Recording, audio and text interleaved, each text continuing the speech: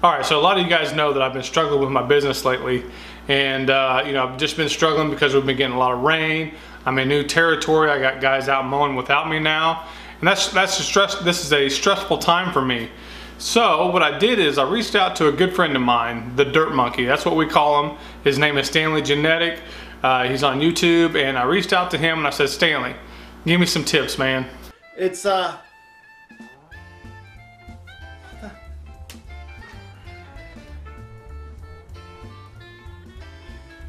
okay. Golly, this is horrible. So another question I have for Stanley is, I said, hey man, do you have problems with your employees kind of goofing off and not getting any work done? A truck with them. It's towing it. Holy crap. I can't believe it. That's up a freaking hill. That didn't even stretch.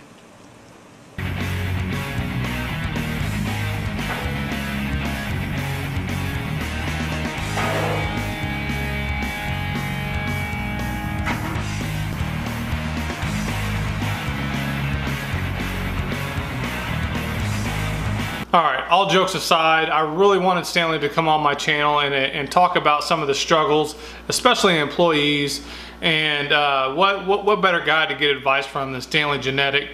You know, I'm learning all this stuff too, so I know a lot of you guys are, you know, starting your businesses up, and it doesn't have to be lawn care. It can be a construction business, it can be a landscape business, it can be any kind of business. Stanley has a lot of the right answers, so I wanted him to come on my channel and kind of share his thoughts on the subject. Let's hear what he has to say.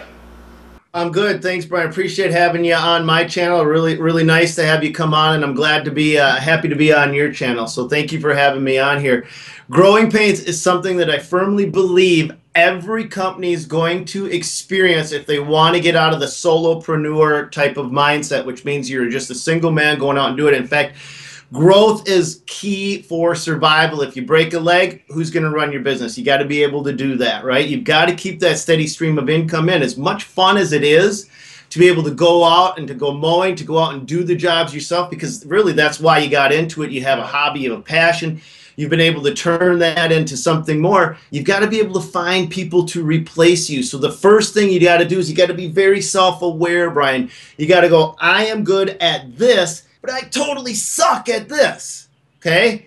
And this is where you got to fill the gap. You got to find somebody that's good at what you suck at. If you lie to yourself, your company's never going to grow. That's one of the very first things. And yeah, you start out simply by hiring one or two guys. Yep. But one of the things that I want you guys to do as you're looking at hiring your first or second or third or fourth guy, any guy, okay? I've in my company, I've probably hired 500 different guys, and I've probably let 495 of them go. Okay, that's an actual probably, well, maybe 200 or 300 guys, and I've let most of them go because you've got to hire on heart. And I know that sounds cheesy, but it's an easy way to remember it. Hire on heart. And when I find somebody and they come in and I'm interviewing them, they're like, oh man, I've been doing this for 20 years. I can do this, I can do that, I can do this. Well, you know what that's telling me is you've got 20 years that I've got to untrain out of you. And then I've got to train you in what I call it the genetic way. That's the name of my company is Genadek. I've got to train you in the genetic way, which means I don't care how much technical skill you have, but I care how much you care about the customer and your job, because ultimately that's where the results lie. It isn't if you're able to finesse this job and get it done 10 minutes earlier than anybody else.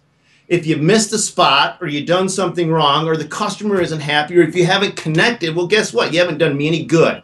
Yeah, you may have saved me 10 minutes, but now I've got to make up that 10 minutes making excuses for why we didn't do it right the very first time. Instead, you know how I love wasting time, Brian? I absolutely freaking love wasting time standing with the customer while they tell me how great my guys were.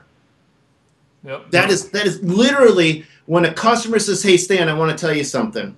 And I'm going, I got to get off to my next interview or my next estimate. I got to do this. But they're like, hey, man, you know, Tim was amazing, or Jake did an awesome job. And they want to tell me about my guys and how good they did and what they were impressed by them.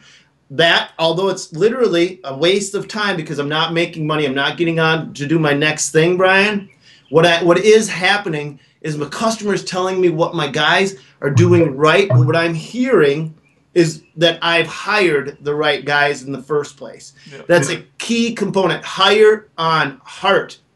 Your most technically skilled guys may not have the heart to care about the job. But the guys that know absolutely nothing, if you can get that feeling, you get that gut feeling from them. It's like, yeah, this guy, I think this guy's... And you know, another way to get that gut feeling, here's a cheat move to get that gut feeling, is to look at their history. Look at their job list. If they've been at this job for 3 months, and this job for 2 months, and then this job for another month, and then this job for 6 months, and then this job, and this job, and this job, and they've got 15 jobs under their belt in the last 10 years, well, guess what? Your job number 16 and the next guy's job number 17. And I feel that every guy that I bring into my company is an investment. I literally, when I look at a guy, I look at an investment in time and money. I'm going to spend my money training that guy. Okay? That is an investment in my organization. I'm going to make sure that I get my absolute biggest bang for my buck every single day of the week. That means I want to find the right guy right out of the gate, and I tell them this. I literally tell them, I am investing into you. You're coming into a small organization where you matter. You are not a number at Target. If you decide that you don't want to show up, it's not Target, Walmart, Kmart, it's not any one of the big box, you're actually hurting my organization. They're not only hurting the company, they're hurting the other employees in the business. That's a huge thing, and you've got to make sure that the guys coming into your company get that.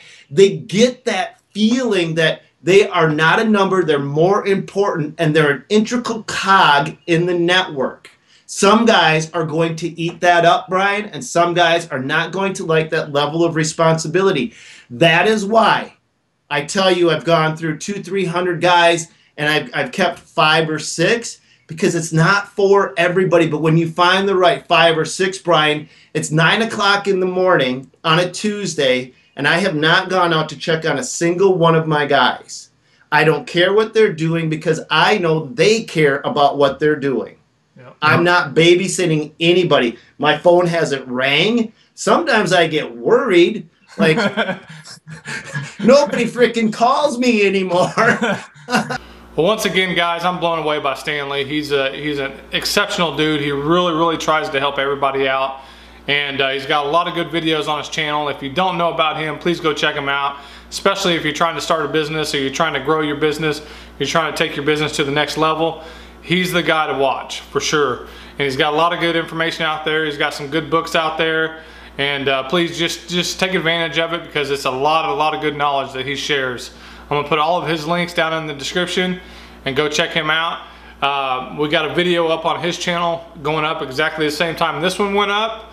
So go check that one out. He interviewed me, and thank you.